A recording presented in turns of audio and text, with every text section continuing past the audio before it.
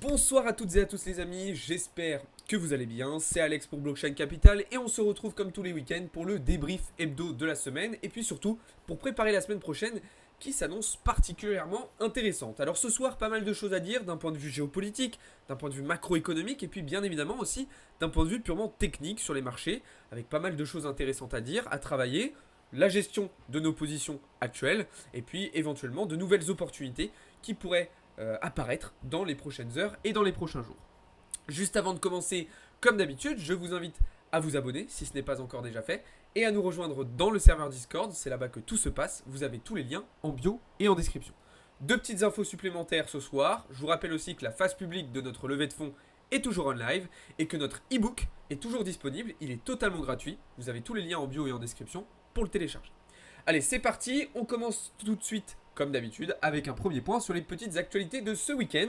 Et la première qui concerne à nouveau l'ETF Spot Solana, puisque après Van Eck, c'est désormais 21 Shares qui a déposé une demande d'ETF Spot Solana auprès de la SEC, donc auprès des régulateurs américains.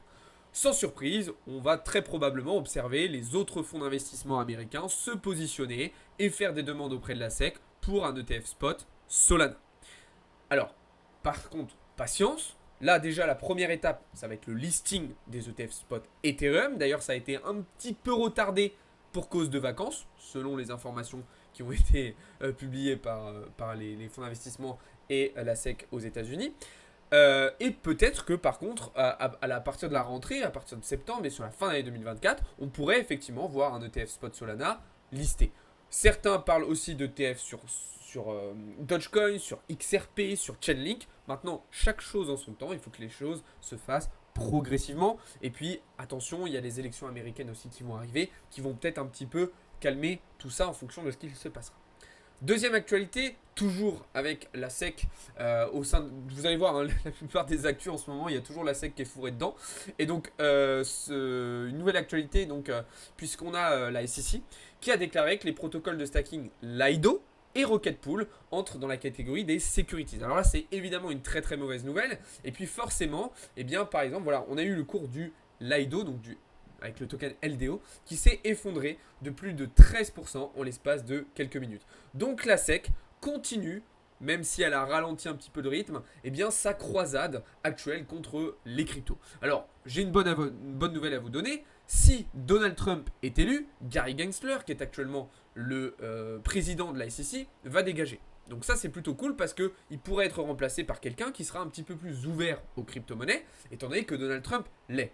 D'ailleurs, en parlant des élections, je vous en avais parlé vendredi matin, mais vous savez que cette semaine, on a eu un débat entre Biden et Trump à la télé en direct aux États-Unis, et Trump est sorti grand gagnant de ce débat puisqu'il a explosé à plus de 60% dans les sondages post-débat, alors que lui, Biden, est tombé sous les 40%.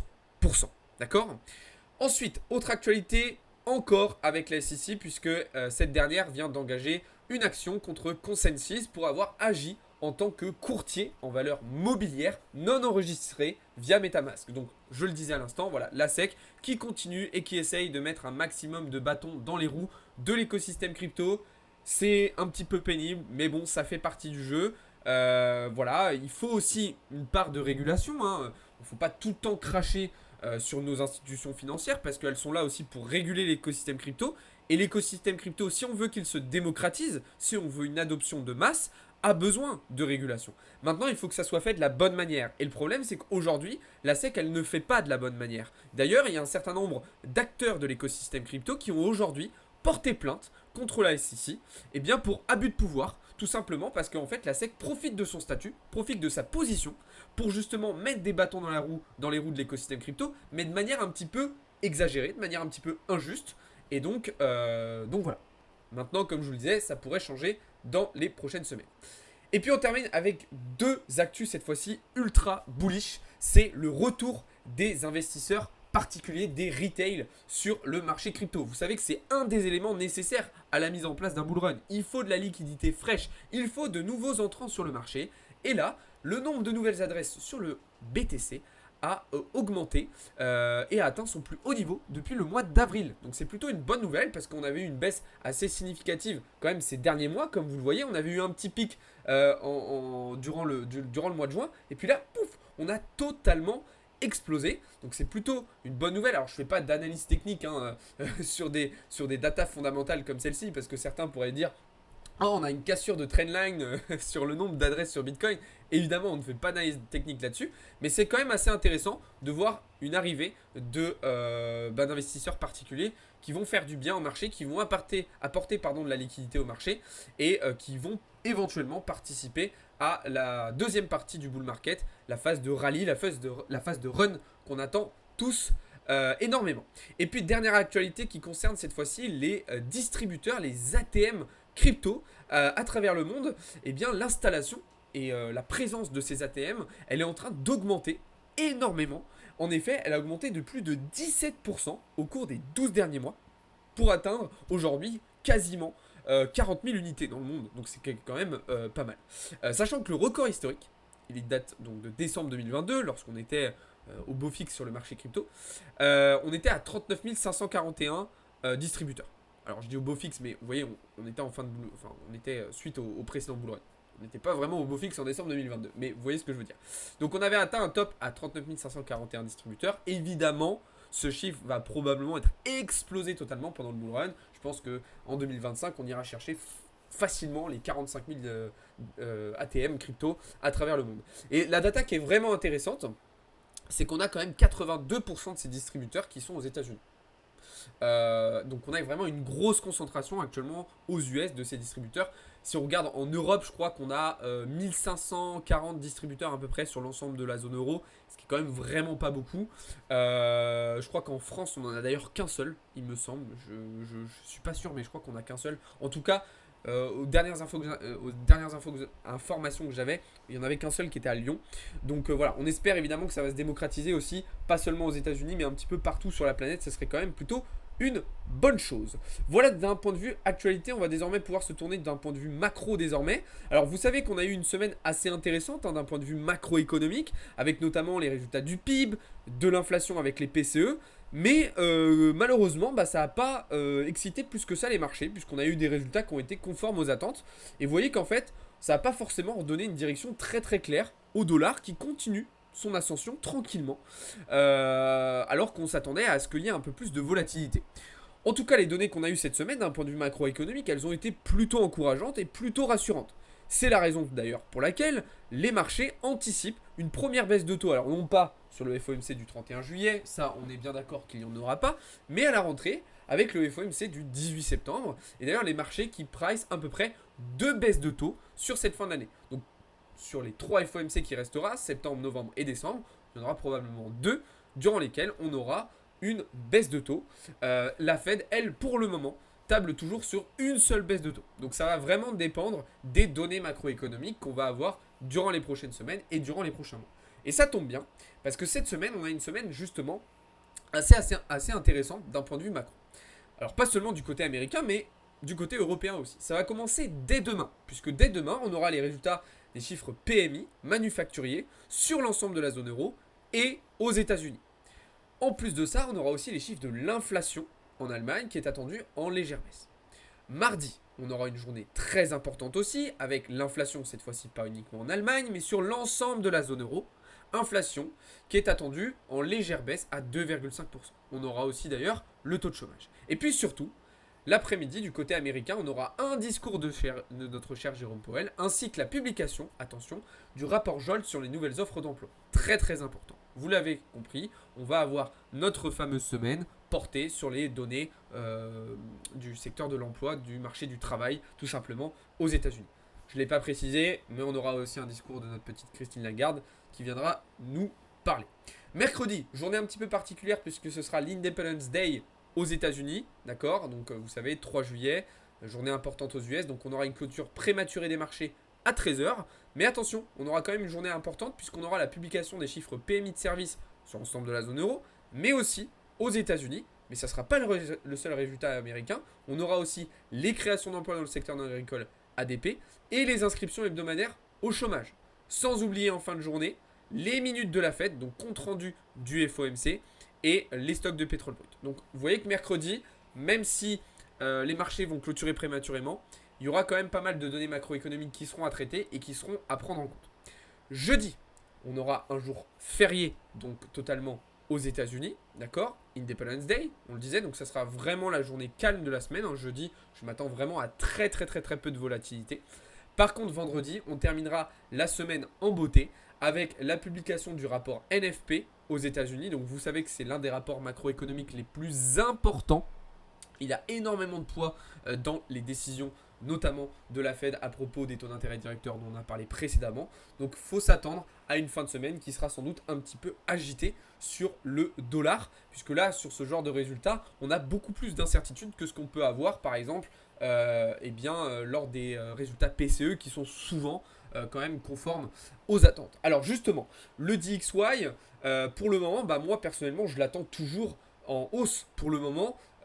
Tant qu'on ne repasse pas sous cette zone de support, l'objectif est d'aller chercher les 106,4 points. D'accord? Donc ça n'a pas changé. Donc ça peut maintenir une pression un petit peu baissière, un petit peu vendeuse sur un certain nombre d'actifs, même si on a pu observer quand même cette semaine une certaine décorrélation entre le comportement du dollar et ce qu'on avait pu avoir sur d'autres classes d'actifs.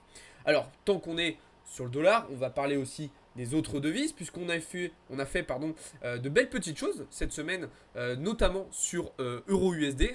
Les membres du groupe Premium se sont vraiment régalés, avec beaucoup de travail à la vente sur Euro-USD. Donc vous l'avez vu ici en scalp, mais il y a eu aussi des positions plutôt à moyen terme qui ont été prises sur ces différentes descentes. Donc forcément, vu qu'on était dans un biais haussier sur le dollar, on a privilégié un travail plutôt à la vente sur l'euro, sachant que l'euro est vraiment ultra faible en ce moment, contrairement à d'autres devises, de par la situation actuelle justement en Europe et tout particulièrement en France. C'est la raison pour laquelle aussi on travaille toujours sur un scénario vendeur sur l'euro GBP, donc l'euro face à la livre sterling. Et là, on a quasiment eu toutes nos confirmations, puisqu'on est venu combler le gap que vous voyez ici, qui datait du début du mois de juin, qui était l'un des derniers éléments nécessaires à la mise en place d'une position vendeuse sur euro GBP. Donc on va attendre quand même l'ouverture de Londres, de Francfort et de Londres demain matin, mais on sera sans doute sur une semaine plutôt à la vente sur l'euro GBP. Et puis du côté du GBP USD, on est toujours en attente de venir chercher la zone des 1,26 pour vraiment repartir à l'achat en direction des 1,28. Mais ça dépendra aussi bien évidemment de ce que va faire le DXY, vous vous en doutez très bien. Ok ? Voilà donc pour la partie Forex. Du côté des indices. Donc moi, vous savez, je vous en ai déjà parlé depuis 2 semaines, je suis dans une optique baissière sur les indices américains. Vous le voyez ici, le S&P 500, ici le Nasdaq ou encore le Dow Jones. J'ai d'ailleurs des positions sur ces 3 actifs. Alors vous allez me dire, mais Alex, là tu t'es fait sortir sur le S&P 500. Ben non, je ne me suis pas fait sortir parce qu'au moment de la volatilité qu'on a eu vendredi après-midi, j'ai élargi un petit peu mon stop loss, d'accord, histoire de ne pas me faire piéger justement par les annonces, parce que je savais qu'au moment des annonces, on allait peut-être avoir un petit peu de volatilité. Ok, donc j'ai préféré élargir mon SL. J'ai dû dire TP tout à l'heure, mais j'ai élargi mon SL un petit peu en manuel durant l'après-midi pour éviter de me faire sortir, sachant que j'avais des convictions très fortes à la baisse sur les indices. Pour plusieurs raisons que je vous ai déjà expliquées et que j'ai déjà évoquées dans un certain nombre de vidéos, que je vous invite à aller voir sur la chaîne YouTube. Et puis surtout, tout ça, je voulais développer en détail et de manière approfondie et professionnelle dans le serveur Discord. Personnellement, je suis toujours convaincu qu'on est sur un petit top local à court terme sur les indices américains. Je m'attends donc à un petit peu de repli dans les prochaines semaines.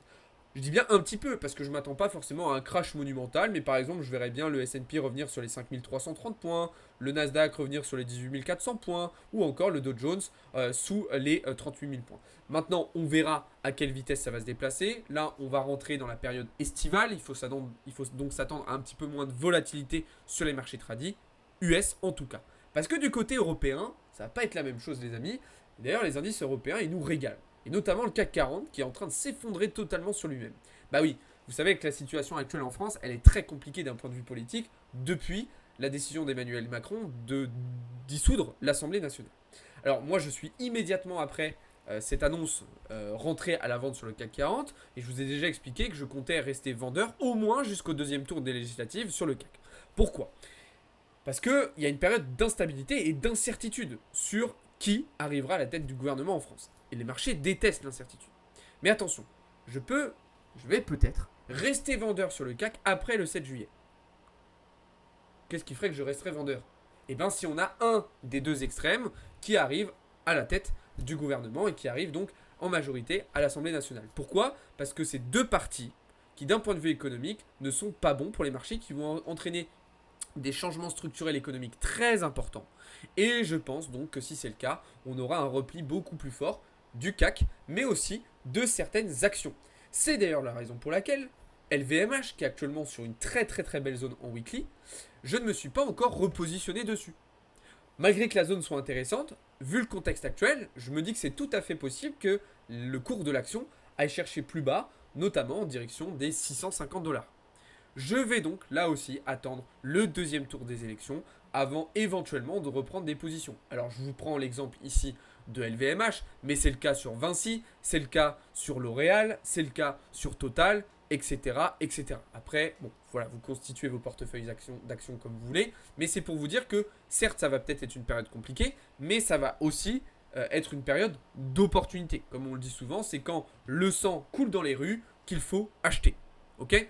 Maintenant, il faudra être attentif quand même du côté français aux questions de la dette, d'accord, qui va sans doute poser un certain nombre de problématiques, notamment, encore une fois, si on a un des deux extrêmes qui arrive au pouvoir. Donc vous l'aurez compris, le seul événement qui ferait que je sortirais de mes positions vendeuses sur le CAC, c'est si on garde une majorité présidentielle à l'Assemblée nationale, qui ramènerait un petit peu plus de stabilité d'un point de vue économique, et donc qui pourrait nous permettre d'envisager une reprise haussière, ou du moins une stabilisation sur le cours du CAC. Du côté du DAX, on a fait des renforts, mais on est toujours dans un scénario baissier avec un objectif en direction des 17 600 points. Donc là, pour le moment, on est bien bloqué sur l'ancien support des 17 300 points, 400 points, 300-400 points. On est toujours dans une structure qui est tout à fait baissière, hein, ça n'a pas changé du tout. Donc on reste dans le plan actuel. Du côté du FTSE, donc l'indice britannique, pas grand chose à dire de plus pour le moment. Je suis toujours en phase de réflexion et d'observation de ce point de vue-là. Je vous tiendrai au courant comme d'habitude s'il y a d'éventuelles nouvelles prises de position, mais ce n'est pas le cas pour le moment. On termine avec un petit point sur les matières premières avant de passer au marché crypto. Je suis toujours haussier sur le gold.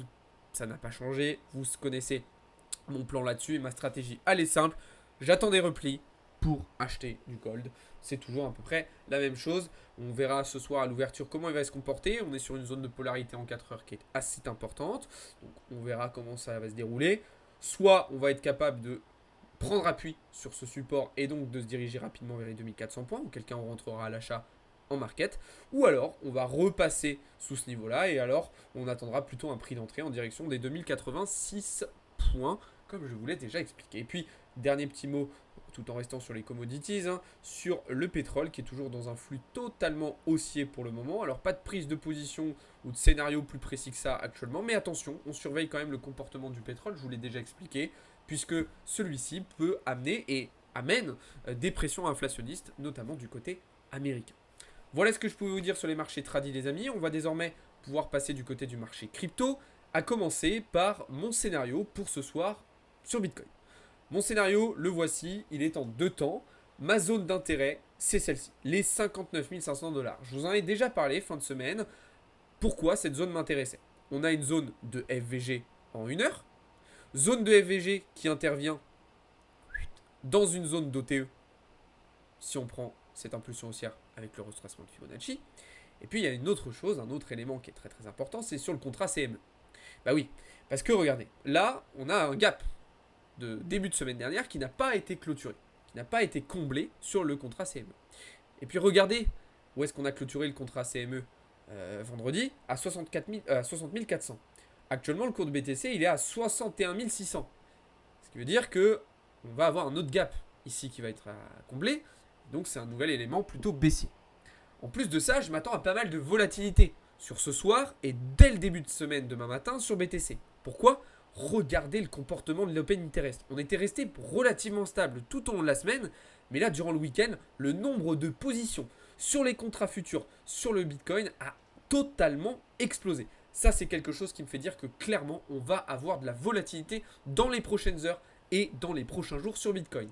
À court terme, ça donne donc un mouvement qui ressemblerait plutôt à quelque chose comme ça. Dans un premier temps, revenir chercher la liquidité qui se situe aux alentours des 62 400, 62 500 dollars. C'est une zone d'ailleurs aussi sur laquelle, alors mon mob chart ne va pas s'afficher, je vais rouvrir un onglet.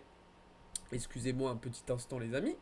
C'est une zone sur laquelle, vous allez le voir sur l'order book, on a des ordres qui datent de la semaine dernière, qui sont toujours présents et qui pour moi vont être intéressants à récupérer. Vous les voyez juste ici, ça correspond à ce que je vous ai montré juste avant sur le graphe. Et puis surtout, on a toujours notre cluster de liquidité avec énormément d'ordres qui se sont éparpillés un petit peu d'ailleurs sur la fin de semaine aux alentours des 59 500 dollars. Zone sur laquelle, personnellement, je referai une entrée swing à l'achat, d'accord, pour viser mes targets moyen terme vers 100 et 150 000 dollars. Mais attention, c'est pas parce que je vais faire une entrée swing à l'achat là-dessus que j'exclus la possibilité d'un retour plus bas sur BTC. Et je vous le rappelle, oui, pour le moment, ce qui se passe sur BTC est très encourageant. Pour autant, il ne faut pas négliger totalement la possibilité en daily d'un retour sous les 58 000 dollars et même, je dirais, en direction des 53 000 dollars. Ça, c'est très très important de le garder à l'esprit, les amis. Maintenant, au-delà de BTC, il y a quelque chose de très intéressant, c'est du côté d'Ethereum. Et oui, si vous regardez la clôture weekly qu'on va faire sur la paire Ethereum BTC, elle est plutôt encourageante. Elle n'est pas parfaite. Elle aurait été d'ailleurs un peu mieux si on avait clôturé vendredi soir. Mais bon, c'est comme ça. En tout cas, elle est plutôt encourageante puisqu'elle nous permet de valider la réintégration de cette structure et donc le passage de cette polarité en weekly, qui est un signal plutôt bullish pour les prochaines semaines, qui devrait nous amener en direction des 0,085. Et puis surtout, on peut espérer qu'avec le listing des ETF spot Ether, ça amène un inflow positif pour le cours d'Ethereum. Donc, ce qui est intéressant, c'est qu'Ether, en plus, sur la fin de semaine dernière, il a tenté le passage d'une zone de polarité en 4 heures intéressant. Malheureusement, il a échoué dessus pour le moment. Mais voilà, c'est pas impossible qu'il retente le passage de ce niveau-là au cours de la semaine, ce qui pourrait nous permettre d'aller chercher une prochaine zone en direction des 3700 dollars. Enfin, en tout cas, un petit peu en dessous. Maintenant, là aussi, attention, on n'exclut pas la possibilité d'un retour plus bas, notamment entre 2700 et 2900 dollars sur le cours d'Ethereum, si jamais BTC, lui, était amené à dévisser en direction justement des 53 000. Ok ? Donc voilà pour Ether. Et puis évidemment, le troisième dont on va parler ce soir, c'est forcément le Solana, qui respecte à la perfection le scénario que je vous ai partagé après la news de l'ETF Spot. On a eu une réintégration de structure absolument magnifique post-news. On est venu retester la structure sur laquelle on a parfaitement rebondi, ce qui devrait nous permettre désormais de viser des targets en direction des 170 dollars. Donc là, félicitations, notamment aux membres premium à qui j'avais partagé cette analyse en premier et auquel j'avais dit que clairement ça pouvait être un niveau très intéressant s'il ne s'était pas positionné ici, et bien de rentrer sur le retest de la structure. Donc là, félicitations à ceux qui l'ont fait. Moi personnellement, je suis toujours en train de travailler le Solana à l'achat. Alors on va parler d'un autre altcoin aujourd'hui. On va parler tout simplement du Kaspa. Je pense que c'est une crypto que vous connaissez probablement parce qu'elle a fait des performances assez impressionnantes durant l'année 2023. Mais en fait, ce qui est sympa avec le Kaspa, c'est qu'il continue de faire des performances assez sympas. D'ailleurs, il a touché un nouvel ATH aujourd'hui. C'est une crypto que moi j'adore. Pourquoi ? Parce qu'elle résiste très très bien aux baisses du marché. C'est une valeur un petit peu refuge, j'ai envie de vous dire, dans l'écosystème crypto. En tout cas, moi je le vois comme ça. Et je continue de garder mon backspot. Alors attention, je n'en achète plus, parce que pour moi il est beaucoup trop haut aujourd'hui pour rentrer à l'achat. Mais c'est un bag que je vais sans doute garder encore un bon moment. Et alors la news importante aujourd'hui, c'est que Kaspa a annoncé le lancement de ses inscriptions sur son mainnet, donc les KRC20. Exactement la même chose que ce qu'on avait eu sur Bitcoin avec les BRC20 ou sur le Dogecoin avec les DRC20. Alors, c'est une toute nouvelle narrative, petite narrative entre guillemets, ça reste niché, qui va être intéressante et qui va peut-être apporter un certain nombre d'opportunités. Personnellement, je suis en train de faire des recherches. Alors moi, c'était pas le bon onglet que je voulais vous montrer sur CoinMarketCap, c'est pas grave. Mais tout ça pour vous dire que je suis en train de faire des recherches sur cette narrative. Et si ça vous intéresse, je vous invite à me le dire dans les commentaires. Eh bien, je vous ferai peut-être une vidéo dans la semaine pour vous dire un petit peu quelles sont éventuellement les cryptos principales qui vont tout simplement exploser au sein de cette narrative et au sein de cet écosystème KRC20. D'accord. L'objectif pour moi, ça va être de trouver le nouvel Ordi. Donc Ordi avait été la crypto qui avait explosé sur la narrative BRC20, donc sur les inscriptions sur Bitcoin. Bah là, on va essayer de trouver à peu près la même chose sur les KRC20, donc de l'écosystème Kaspa, qui d'ailleurs, on le rappelle, hein, est un très très bon projet. Maintenant, encore une fois, moi personnellement, au vu de ma stratégie, c'est pas intéressant d'en acheter maintenant, mais je dis bien au vu de ma stratégie. Après, chacun fait comme il veut. Voilà donc ce que je pouvais vous dire là-dessus. Sinon, pour faire un petit point sur les ETF, pardon, spot Bitcoin, on a eu une semaine dans le vert, mais alors très légèrement dans le vert. Ok, ça n'a pas été sensationnel, même si vendredi ça a été un petit peu mieux. Donc voilà, c'est plutôt logique au vu du comportement actuel du marché. On va voir un petit peu ce que ça va donner cette semaine. Sachant que là, on rentre dans la période estivale, donc encore une fois, je vous le disais, les institutionnels vont sans doute être un petit peu plus calmes tout de même sur les marchés. Voilà ce que je pouvais vous dire là-dessus. En termes de résultats, cette semaine, on a été plutôt pas mal, ok. Même si, voilà, je vous avais dit que la semaine dernière, vous le voyez ici, elle avait été un petit peu plus compliquée. Cette semaine, on a rattrapé tout ça. D'ailleurs, je viens de voir que j'ai fait une erreur sur le graphe, enfin sur le visuel, puisque du coup, c'est bien un plus 3,1% et pas un moins 3,1% sur le service Plutos. Je me suis trompé. Donc il faudra que je corrige ça. Mais du coup, une semaine totalement dans le vert sur nos différents comptes et nos différents services cette semaine chez Blockchain Capital. Donc très très content. Semaine prochaine, donc on se retrouvera pour suivre tous les événements importants de la semaine en live, comme d'habitude. Donc si vous voulez ne rien louper, je vous invite à vous abonner. Et surtout à nous rejoindre dans le serveur Discord. Donc exceptionnellement, vous le voyez, demain soir à 20h, il n'y aura pas le live trading qu'on fait d'habitude sur Discord. Pourquoi? Parce qu'il y a l'équipe de France qui joue à 18h. Donc moi je pense que je ne serai pas rentré chez moi pour 20h. Donc voilà, exceptionnellement il n'y aura pas de live à 20h. Mais sinon on garde à peu près le même programme que d'habitude, comme vous le voyez actuellement à l'écran. Voilà les amis, on arrive au terme de cette vidéo. Pour ceux qui sont sur Twitch et sur TikTok, ne bougez pas, on va rester ensemble et je vais répondre à absolument toutes vos questions. Pour ceux qui étaient sur YouTube, n'hésitez pas à liker la vidéo si elle vous a plu. N'hésitez pas à me faire vos retours et à me poser vos questions dans les commentaires. Sur ce, je vous souhaite à toutes et à tous une très très bonne fin de week-end et une bonne semaine. Ciao les amis, c'était Alex pour Blockchain Capital.